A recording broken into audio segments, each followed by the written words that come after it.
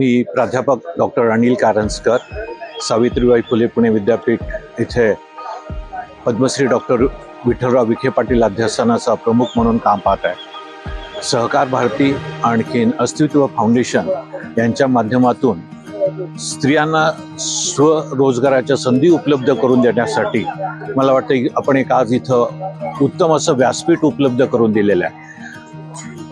महिलांनी भरड धान्य असतील आणि स्वतःच्या कला गुणामधून बनवलेल्या विविध उत्पादनं, विविध पदार्थ यांचं इथं आपण आज प्रदर्शन आयोजित केलेले आहे, विक्री व्यवस्था केलेली आहे।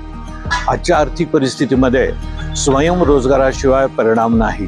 गेल्या 2 दिवसापूर्वी आपण वर्तमानपत्रामध्ये पाहिलं असेल 30,000 लोकांना IT मधून काढून टाकलं। विशेषतः AI आणखीन ट्रम्प तात्या किंवा जे इराण अमेरिका युद्ध झालेलं आहे त्याच्यामुळं जो एक आर्थिक परिणाम सर्व जगावर, जागतिक अर्थव्यवस्थेवर झालेला आहे, याच्यामध्ये तरुण वर्गाला नोकरी मिळणं, नोकर होणं फार दुरापस्त झालेलं आहे। हा स्वयंरोजगार एकट्यानं करणं फार अवघड आहे। ज्या प्रकारची भांडवल पाहिजे, ज्या प्रकारचं कौशल्य पाहिजे, ज्या प्रकारची विक्री व्यवस्था पाहिजे, ती एकट्या कुणाही तरुण किंवा युवक किंवा युवती याच्याकडून शक्य नाही।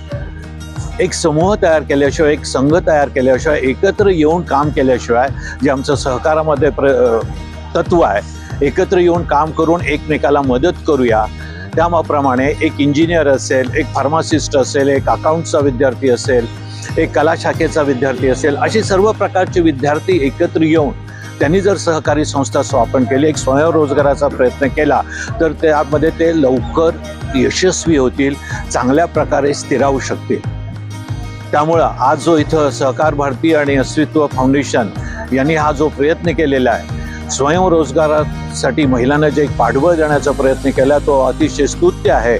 आपण सर्वांनी इथं जरूर भेट द्यावी, इथल्या खाद्यपदार्थांचा आस्वाद घ्यावा, इथं ज्या कौशल्यपूर्ण विविध वस्तू बनवल्या आहेत त्याही खरेदी कराव्यात। त्याचबरोबर आपली आरोग्य तपासणी इथं आपल्याला करता येईल। अध्यासनातर्फे आणि सावित्रीबाई फुले पुणे विद्यापीठातर्फे सहकार भारती आणि अस्तित्व फाउंडेशनला यासाठी खूप खूप शुभेच्छा देतो, त्यांचं अभिनंदन करतो। धन्यवाद। जय सहकार, जय महाराष्ट्र।